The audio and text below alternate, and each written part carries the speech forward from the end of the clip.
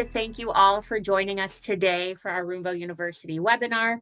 To kick things off, just to go over some Roomvo updates, things that we've shared in the past.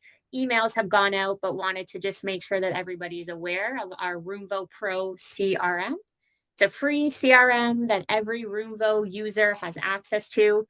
Wanted to make sure that every one of you in the audience is aware that we have this product and that it is available. If you have any questions about the Roomvo CRM, please reach out to your Roomvo rep. It's a great way for you to be able to track and manage your leads, check out samples, and keep in contact with your customers. And in addition to that, we also have the Roomvo AI chatbot, which is a tool that you can add to your website that works for you 24/7. Even when your showroom is closed, your website is always available for customers, and we want to make sure that we're pushing your customers closer to that point of purchase and getting them into your showroom.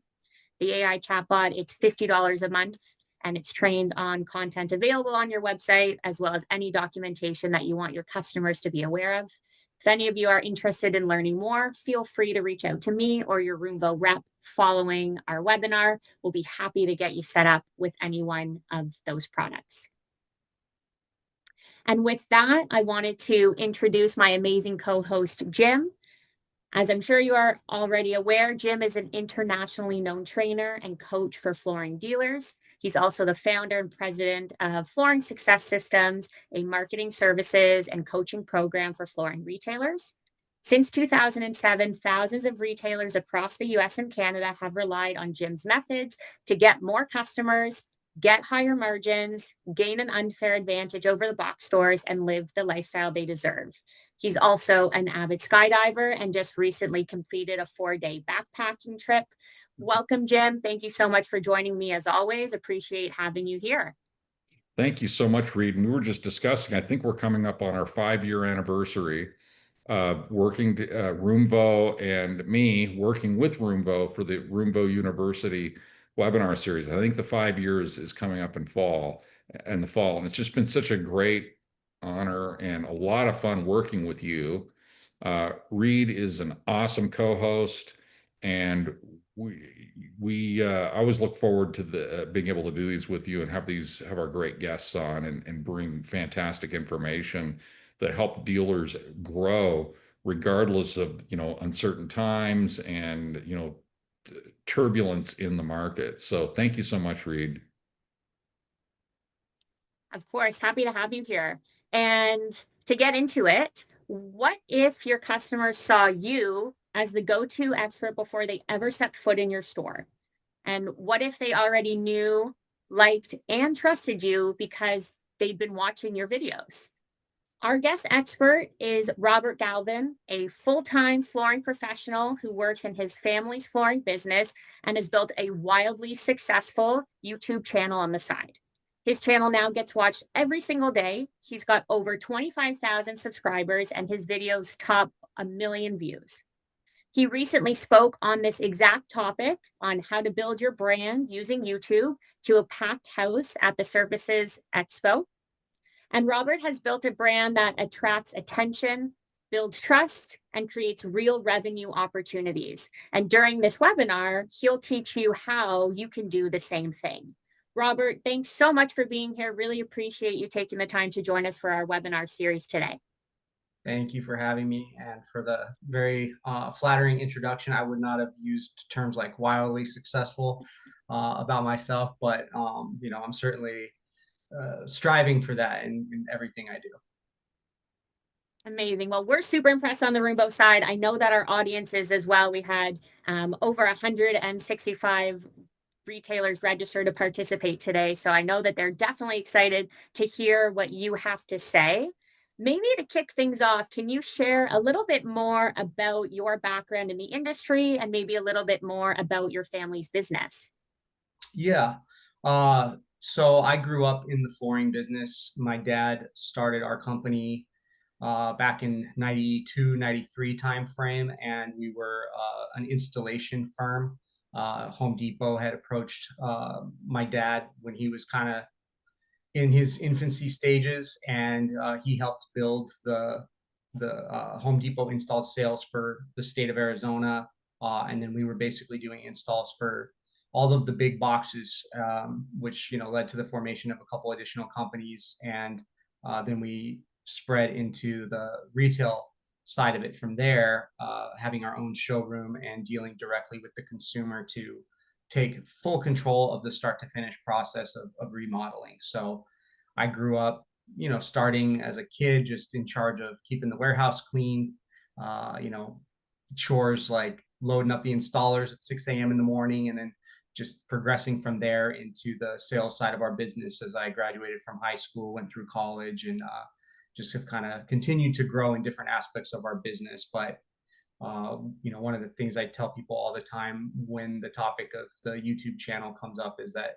I am a flooring person first and foremost. I'm not an influencer or video person at all. It's just something that's kind of a hobby that's turned into something that I see value in for building our business. Very cool. How many family members today are still part of the business? Well, we've always been a pretty small family. It's just myself, and I have a younger brother who's actively involved in the business as well. We lost our mom actually in February of this year. So she was the fourth member of our business, but now we're a three-legged stool. So it's my father, my brother, and myself. And then we have, non-family employees. Of course. What, I guess, initially motivated you to start your YouTube channel? Well, I have been a large consumer of YouTube for my entire adult life. I've used YouTube to teach myself a variety of things, and I was probably driven more by YouTube from an educational standpoint than from an entertainment standpoint. So I just at one point, the light bulb clicked in my head of saying, hey, I consume a lot. There's always more value in being a producer than a consumer. So I looked at it as just one more thing that said, hey, I should at least be to some small degree pursuing making something involved with YouTube as opposed to just being, on the consumption side of it. And then 2020 came around and we all ended up with more free time. And that's when I actually launched the YouTube channel in July of 2020. And do you remember what the first video that you launched was? I do. It's still up there. It's still one of my better overall videos. Evergreen content, still gets a lot of views. And it's on Cambria countertops. So I just went into the showroom one night after work, turned the camera on, and started talking about quartz and other slab materials of countertops, and really focused on Cambria because I had some of their actual slabs on display in my showroom. And they're a brand that I like a lot, and they worked well as a way for me to tie in some search engine optimization to the video so that I wasn't just being generic with quartz versus granite or quartz countertops, but anybody that happened to be searching for what I think is one of the largest names in the countertop quartz business would be more prone to stumble on my video if they didn't just search for quartz, but they actually searched for Cambria. And I think that did lend itself to a lot of success. And I believe that video is the #1 video on YouTube if you search Cambria. So it definitely helped to use that little keyword in that video. Very nice. Is Cambria paying you anything to be able to do that? If not, maybe you should say something No, to but them. if anyone from Cambria is watching, yeah, I've done a couple videos. I have never received compensation from any manufacturers to talk about their products, and I explicitly state that in my videos to the audience that I'm not selling them anything, I'm not being paid, and really I'm just trying to provide them with information that will better equip them to go shopping. And that, I think, earns a lot of trust from people watching because it doesn't feel like a commercial.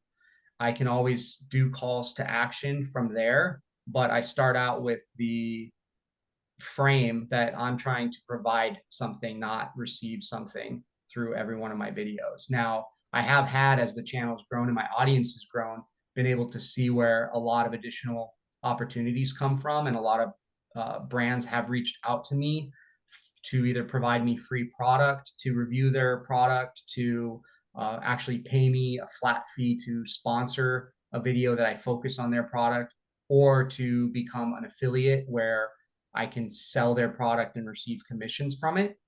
But I'm very cautious and particular about any type of partnership that I do, because I don't want to sacrifice the audience trust for, a quick buck.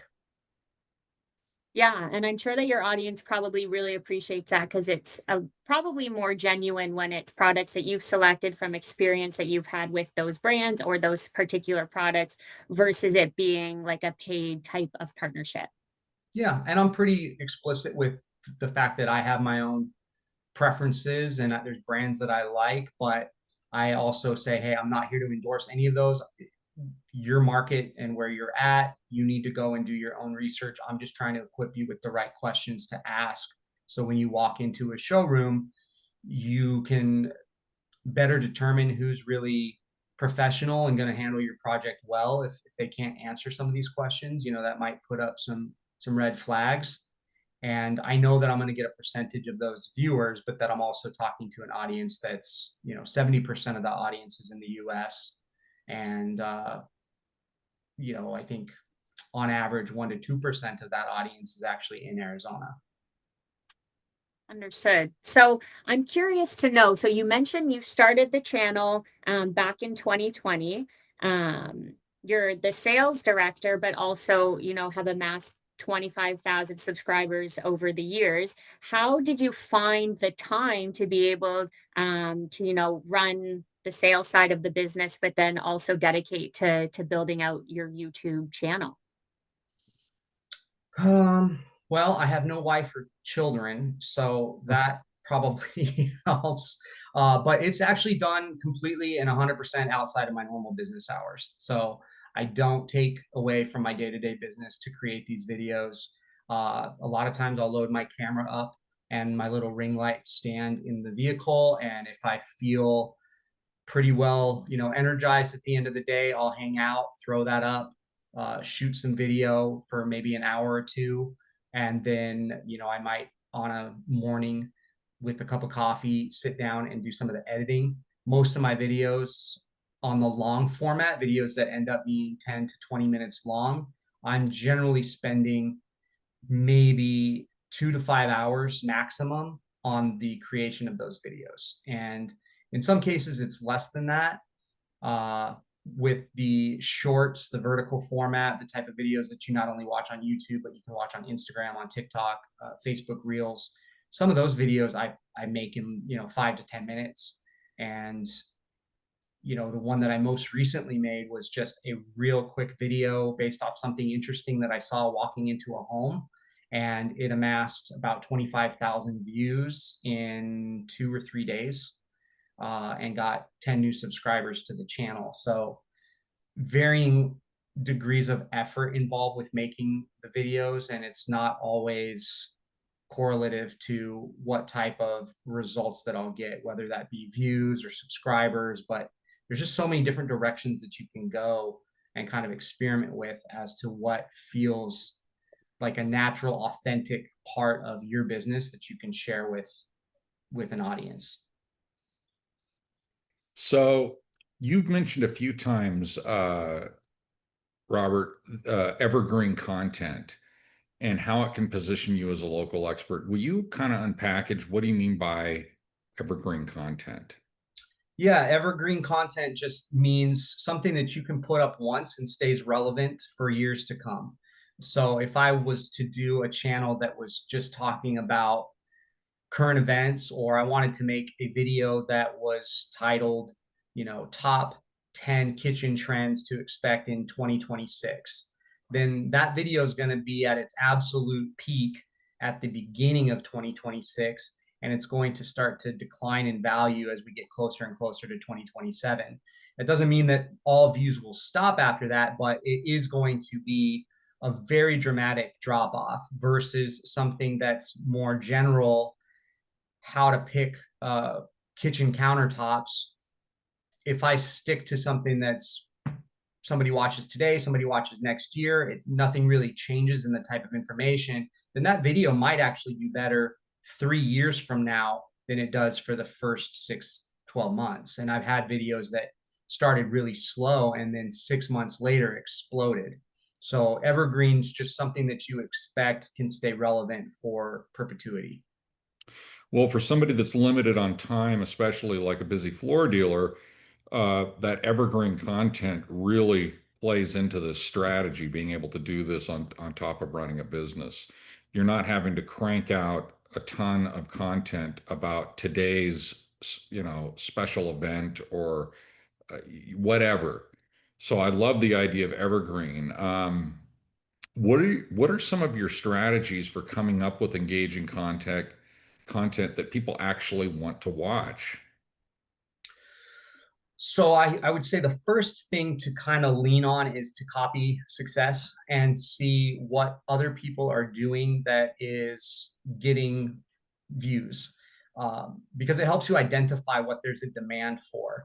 And with any type of creator, whether it be music, art, like you can want to make something, but it doesn't mean anybody else wants to see it.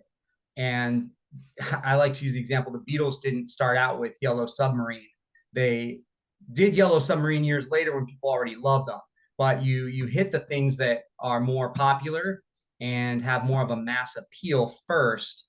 And then you can experiment with things that might be a little bit more unique, a little bit more niche, because the audience that's grown with you is going to be more receptive to what you share because they like you as a presenter. And so I think that's always the first place I start, is what are topics that I know are very popular, and I can get that both from seeing what other creators have put out, but more immediately I can just think, what are the questions that my consumers come into my showroom and most frequently ask? And that's where I started with a lot of the different videos being almost like I'm recreating conversations that I would have with my clients in the store. However, now it's just me driving all of the answers to those questions through the videos. About how many videos a month do you do on average, would you say? I know you've told me before you'll sometimes do several and then time goes by, but before you do more. But say over the course of a year, about how many videos on average? It probably averages a video a month, really, and that's not a lot if you're thinking of it in terms of wanting to be a professional content creator.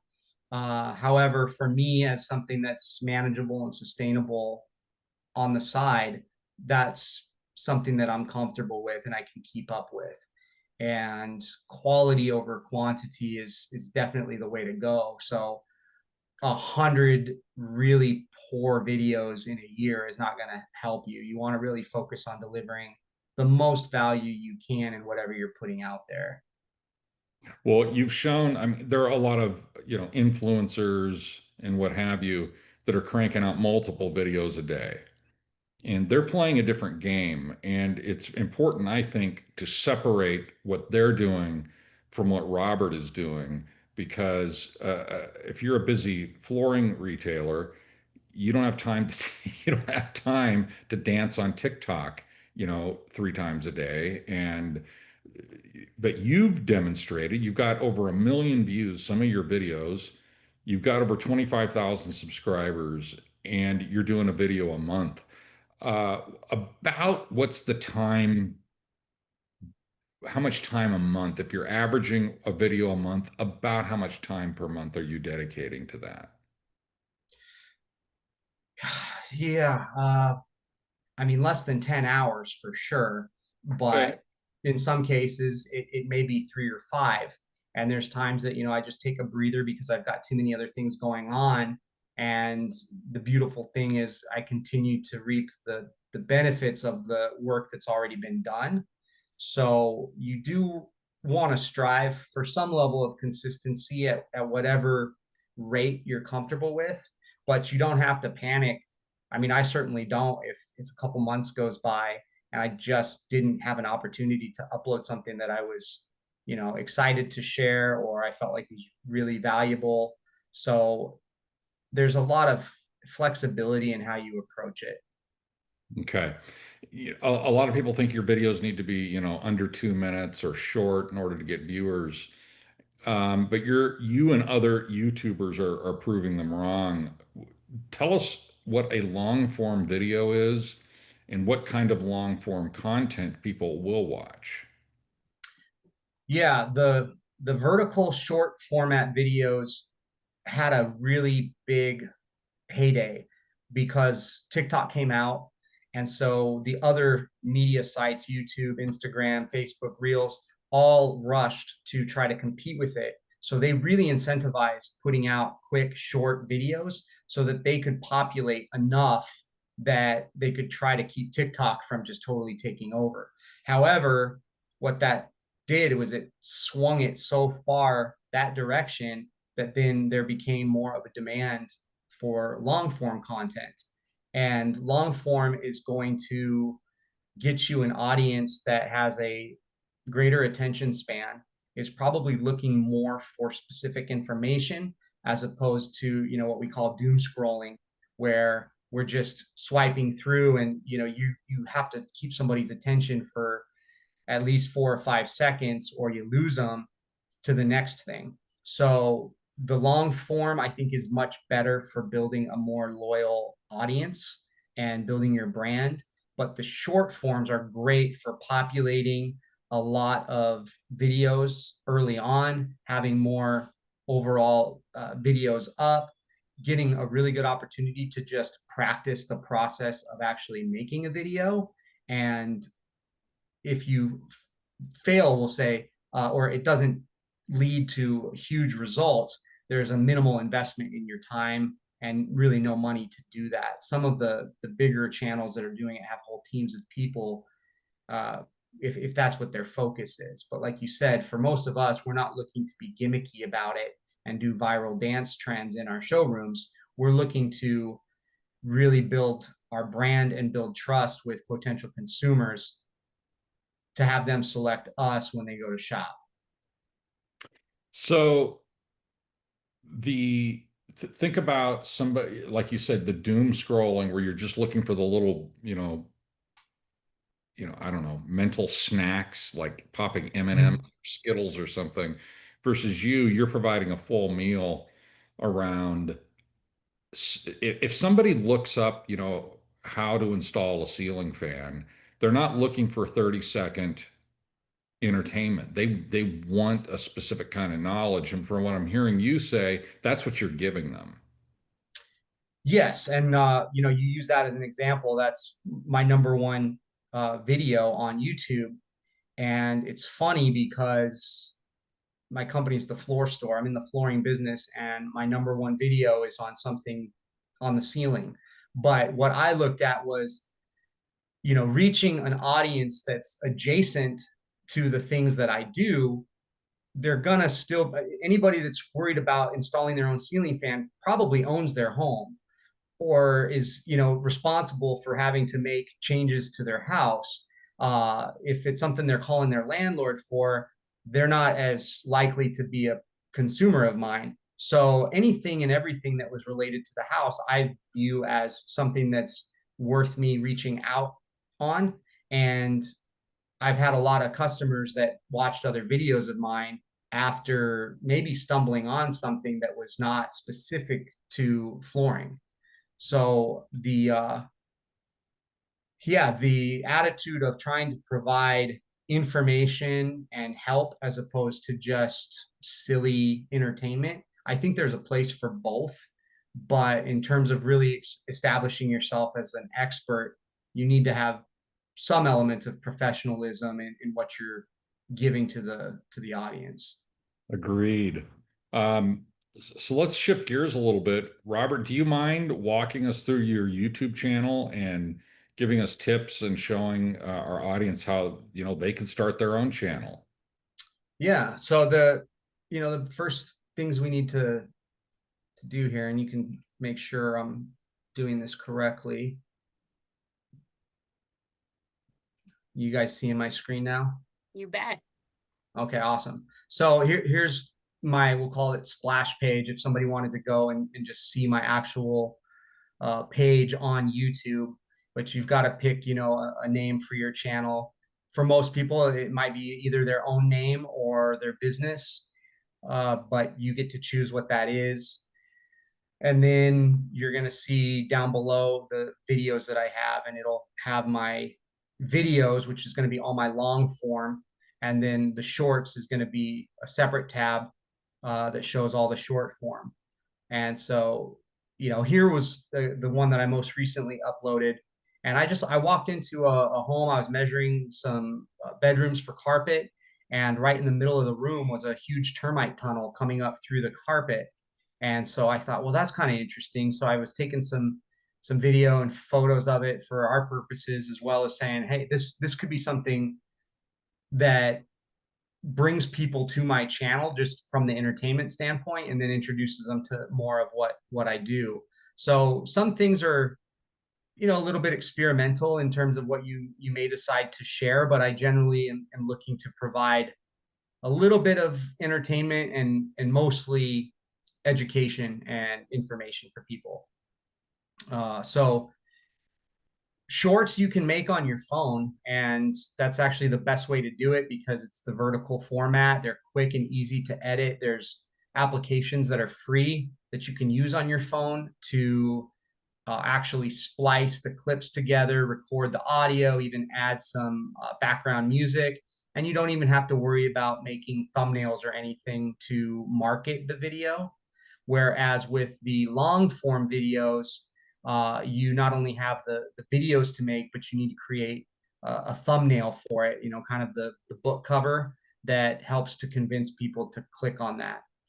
So for that process, I use a really popular website called canva.com that helps you to quickly and easily take and make thumbnails for your videos. But the shorts are, I think, a great place for people to start if they've never made videos before, because they can get a lot of reps in practicing, and they can also quickly take those same videos and populate them onto any other social media sites that they have. So if you want to do one video that you can put onto YouTube and also put onto your company's Instagram page, your company's Facebook page, it's very multi-purpose for that. Currently, those other channels don't really cater to 10 and 20-minute videos the same way that YouTube does.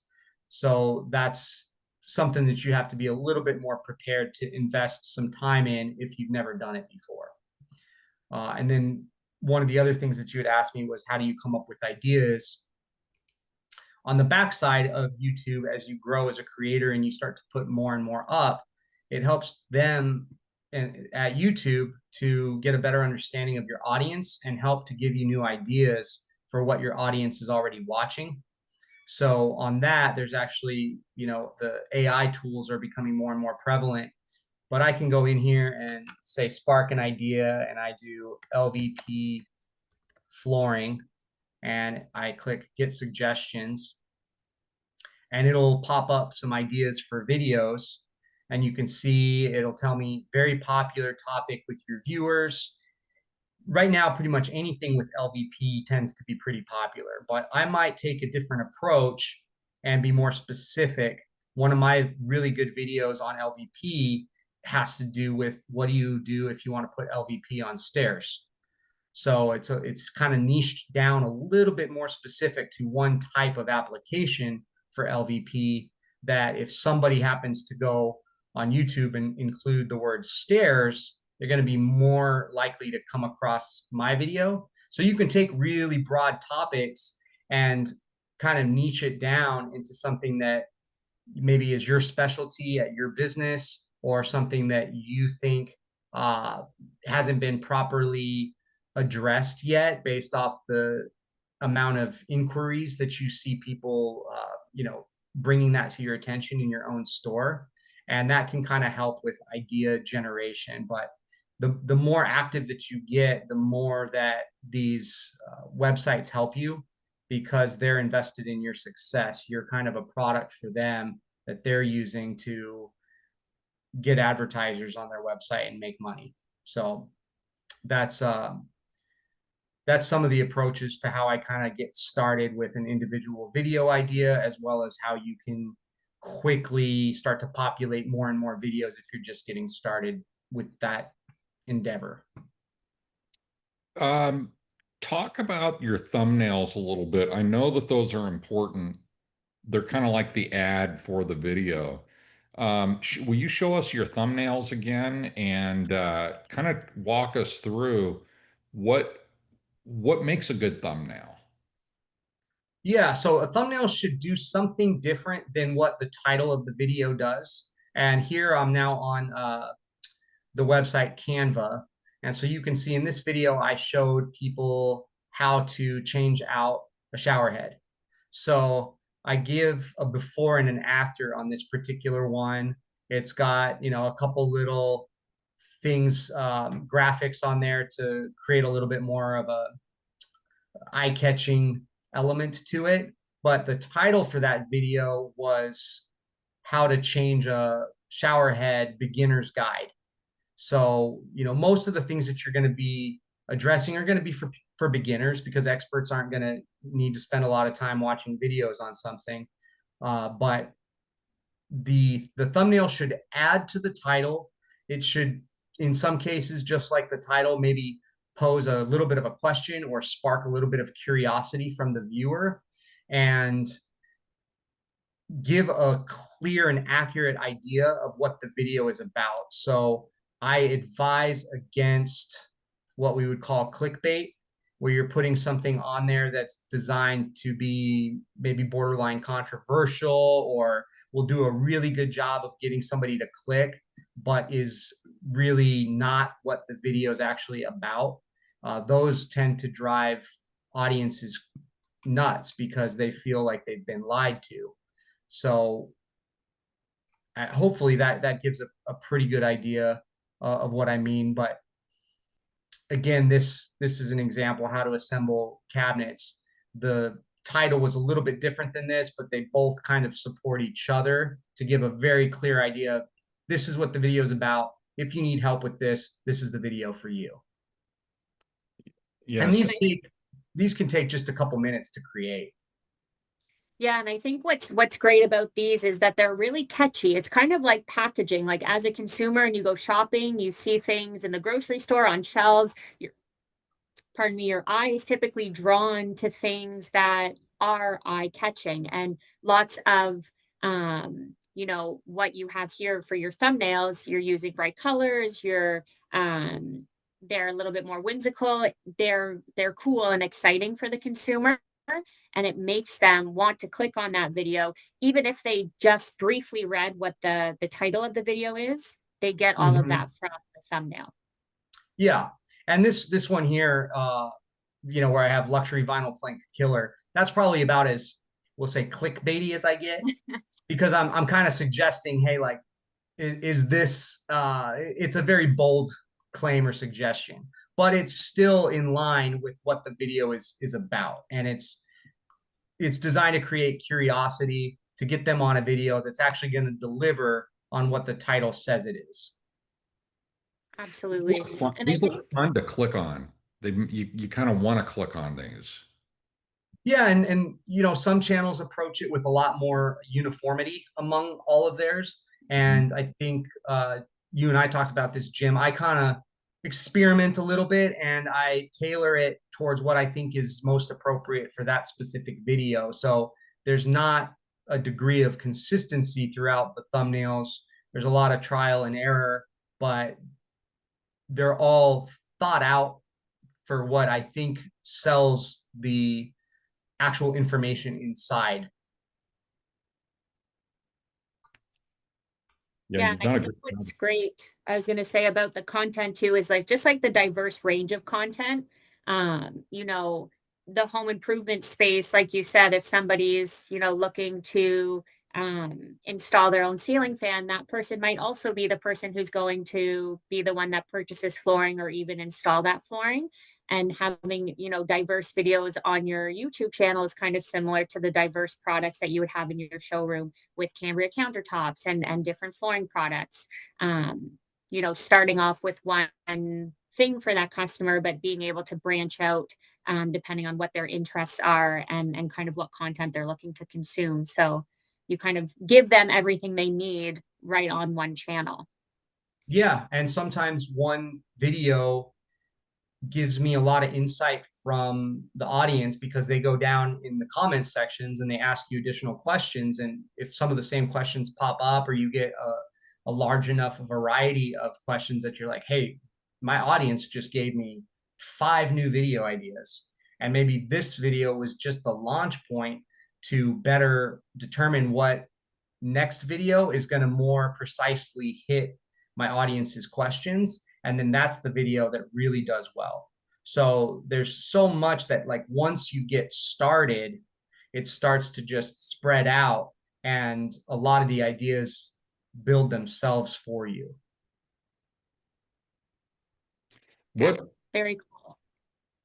I've seen video channels that have that very homogeneous look where all the thumbnails kind of look the same, and the variety pack like you've done. And they both work.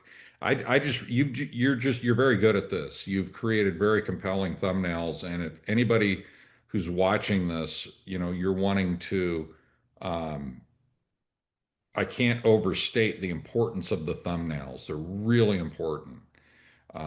They're like Reed said, they're like the wrapper on the product, and it's what's going to make people click. So it's worth learning to do it. And I would suggest, if you're going to do this, look up Robert's channel and other channels that have a lot of subscribers, and study what they've done with their thumbnails. Yeah, and So all of these things are free to do. The investment really is your time. I don't have a team. I don't pay anybody to do anything else.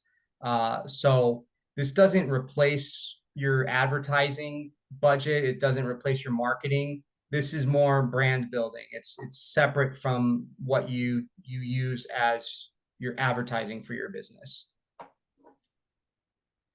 So, Robert, you've been at this for quite a few years now. Have you been able to attribute any like direct impact on leads or sales that have come through from your YouTube content? I've had people that watched my videos and then reached out to me through my Instagram page that's tied to the YouTube channel, because in my approach, I treated my YouTube channel as a completely separate thing from my business.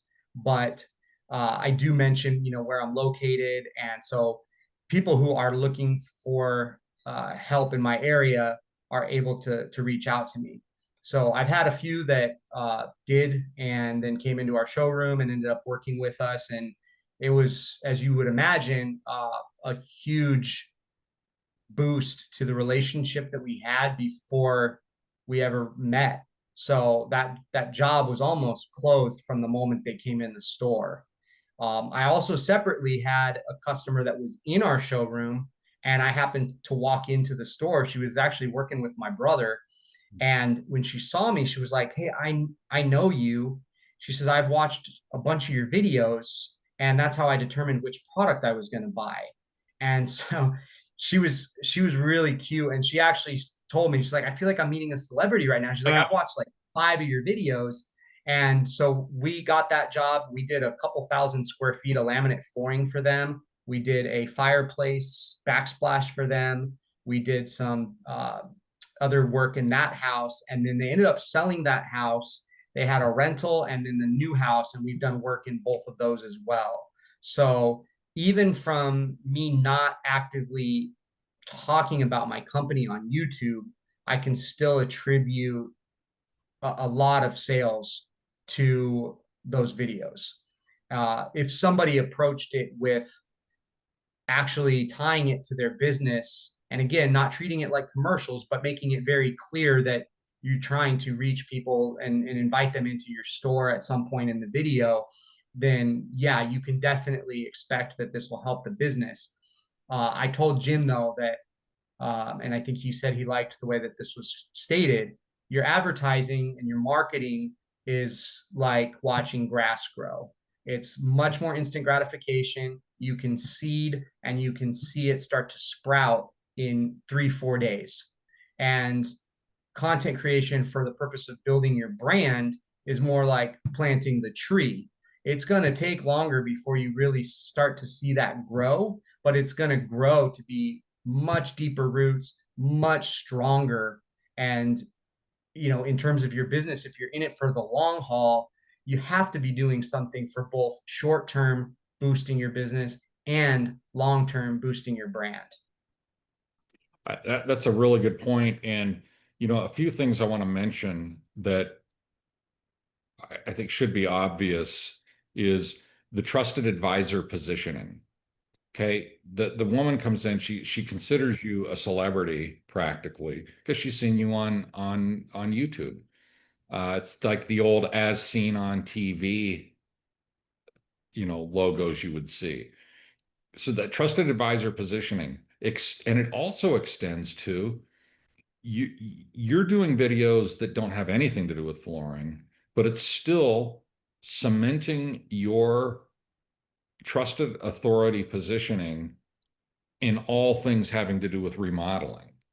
Correct. Yes. And so when it comes to, so you can point to sales coming in and it having an impact on your family's business, even though you don't talk about the business. You've done this and I'm making this clear to the audience, you've done this as your own project, correct?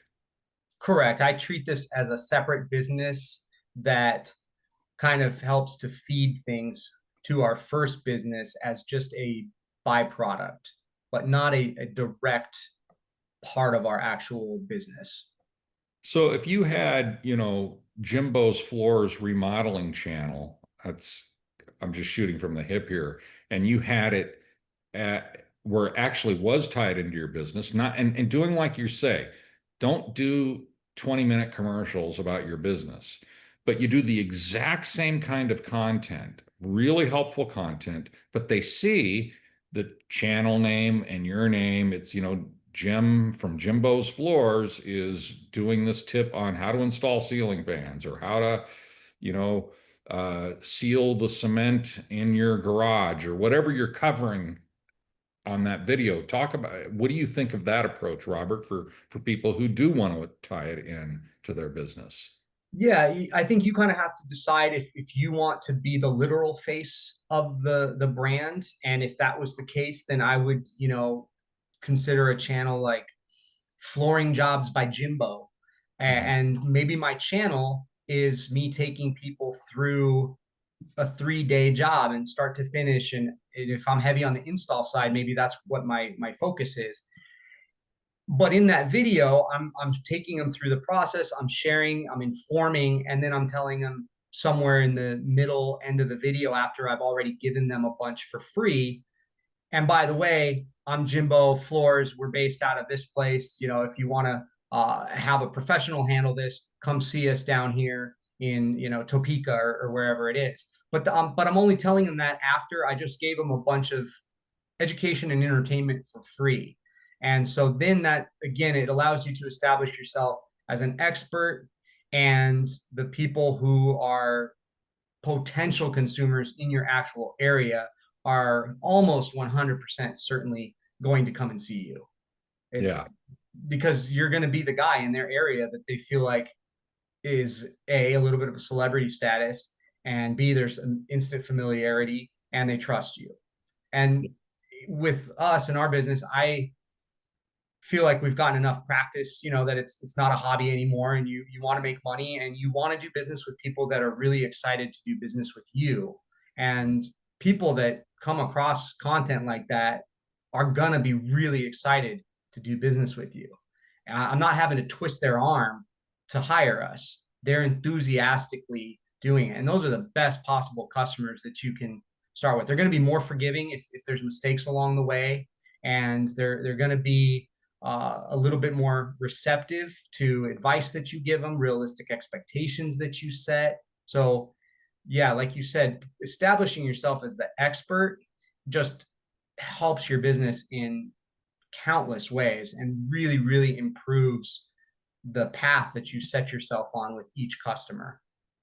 I mean, think about that compared to somebody comes in and because they saw a Google ad or just randomly found your website and they come into and you're one of 3 stores they're visiting versus they come in because they saw a YouTube video of you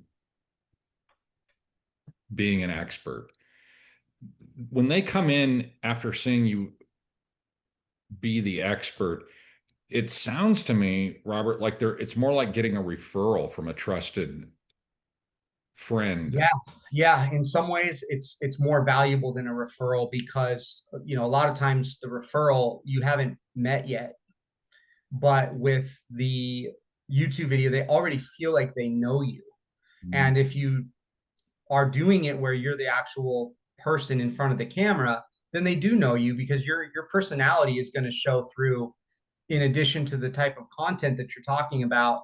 The reason there's room for everybody on sites like YouTube is because at the end of the day, you are different. So even if we're both talking about floors, our presentation styles are going to be different. So yeah, it is more valuable than a referral in that way because they really do have a pretty good idea of who you are if you're being authentic. And authenticity is definitely the best way to go with all the AI automated videos and stuff that people are putting out. I can see audiences are getting really, really sick of it and they prefer actually watching a human being and feeling like they're seeing something that is real. Yeah, talk about that for a minute. So you've seen audience 'cause there's a ton of AI generated content out there. It's huge. You're seeing being live and a real human being as outperforming that. Yeah, and the AI has a place. There's a lot of things that you can do that speed up processes, but the types of channels that are really just what we would call faceless YouTube channels, there is no face in front of it. It's usually a very robotic AI generated voice. So you're not even listening to an actual human's voice. Some of those channels do pretty well if you're just looking to get information or the video is otherwise scripted really well. But if given the option, somebody's almost always going to choose a real human with real expressions and real personality over that very formulaic AI type of video. Got it. Okay, interesting. And as an extension of your business, you don't want to come across as robotic. You want to come across as real people that they can go and solve real problems with. So we've got about 10 minutes left. So we'll open up the Q&A for everyone in the audience. If you have any questions for Robert, feel free to add them in the Q&A there and we can ask away. While we're waiting for those to come in, Robert, what advice, I guess, would you give to any flooring dealers in the audience or out there who are exploring starting a YouTube channel, but they've never done anything like this before? What advice would you have for them? Uh-huh. Well, this would sound probably like a cliche expected answer, but just get started would be my best answer. Uh, I did not tell even my own parents about my YouTube channel for almost a year. It was only after I had gotten monetized with YouTube and become part of their partnership program. And some of my logic on that was if I fell flat on my face and the channel didn't do well, then nobody would know about it. So the nice thing is if your videos start out rough, they're not great, the worst thing that happens is nobody sees it. So if you're a little cautious or embarrassed, you're not comfortable with public speaking, you're not comfortable being in front of a camera, there's no real risk there. Let go of whatever ego that you have about it and just focus on delivering value to the audience. And I think the results will follow from that. It's the same thing we tell our salespeople. If you're worried about whether the customer likes and trusts you, you very likely spent too much time talking about yourself and how great you are and why they should buy from you, and not enough time listening to what the problem is that they came into the store to solve.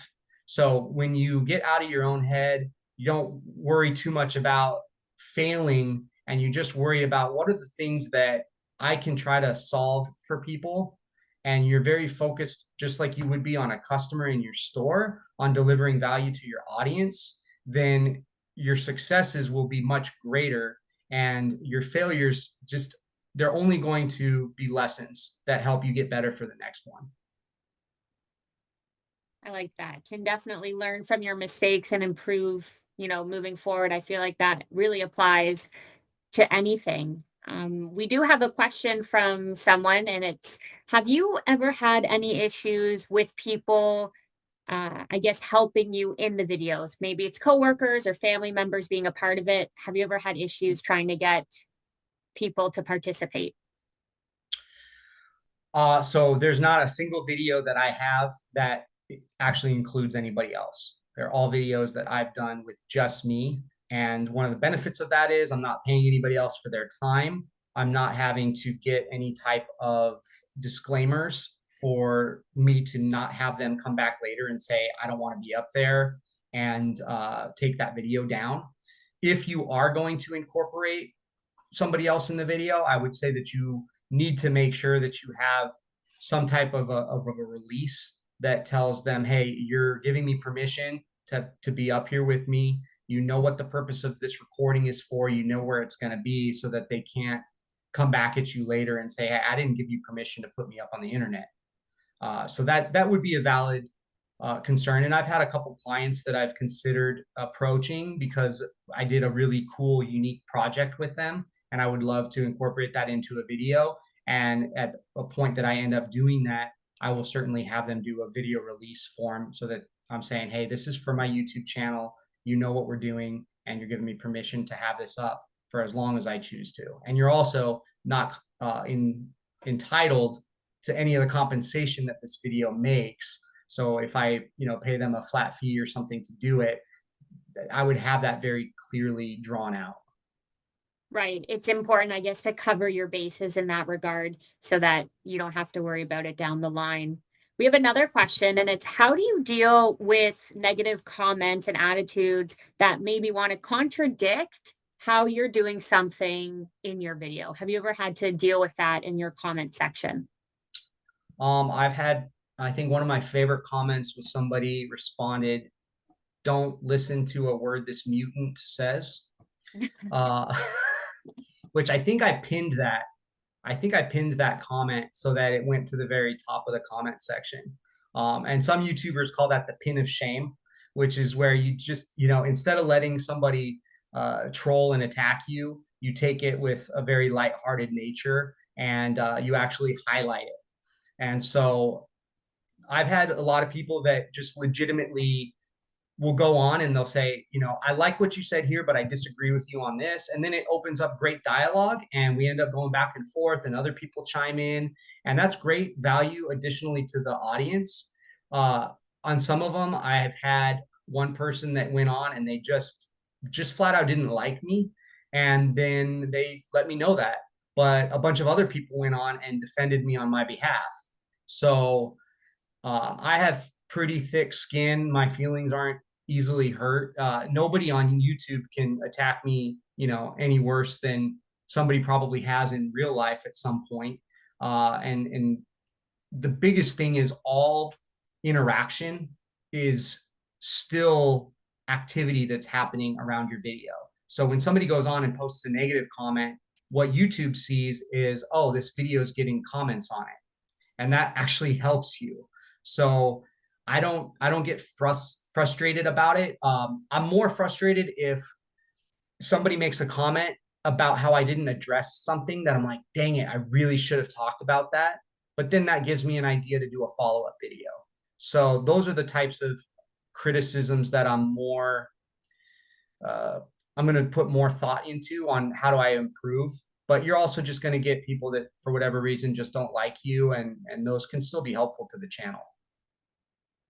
Yeah, and your comment, what you said about YouTube, I guess, like their algorithm, any comment is good, it shows engagement. It's kind of like that expression, any press is good press, and just Yeah. getting your brand out there, and people engaging with your content.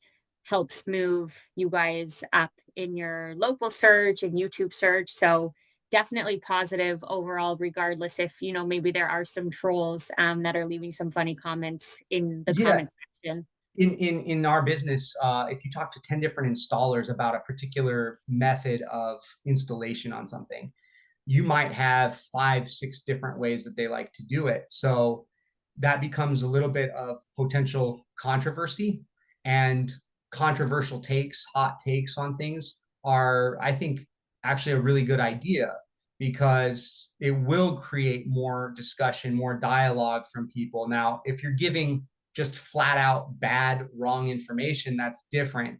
But if there's something that there's definitely room for differing opinions on, that's actually a really good way to create engagement on your content. Hey, Robert, if somebody wanted had questions for you, or perhaps wanted to help starting their YouTube channel, I know that you have done that before. What would be the best way for them to get in touch with you? Yeah, they could just start by emailing me at remodelwithrobert@gmail.com.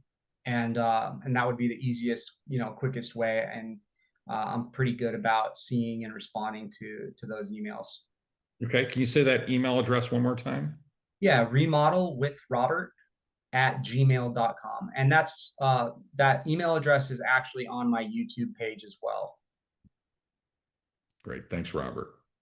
Thanks, Robert. And I guess with 1 minute left, I just had one final question for you. Looking back, did you expect that your YouTube channel was going to be as successful as it was? Did it kind of just start off as an experiment? Where was your head at when you were getting started 4 or 5 years ago?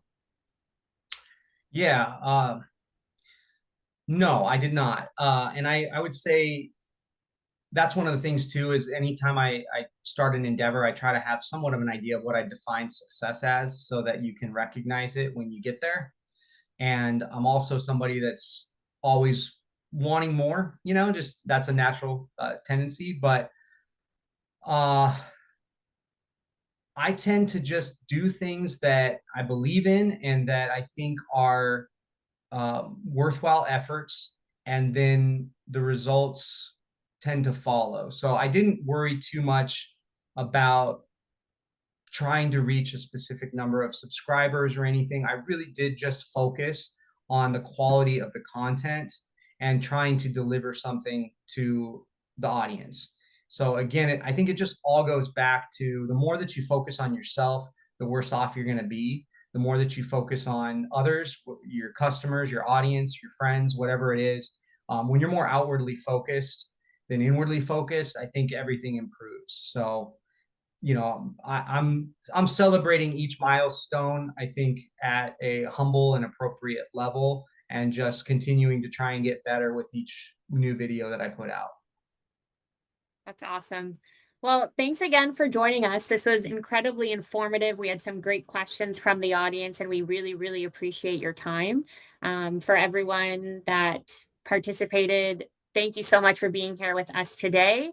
Like Robert said, his email is on his YouTube channel, so you can find it there if you didn't write it down. And again, thank you so much for being here, and we'll see you on the next Roomvo University webinar.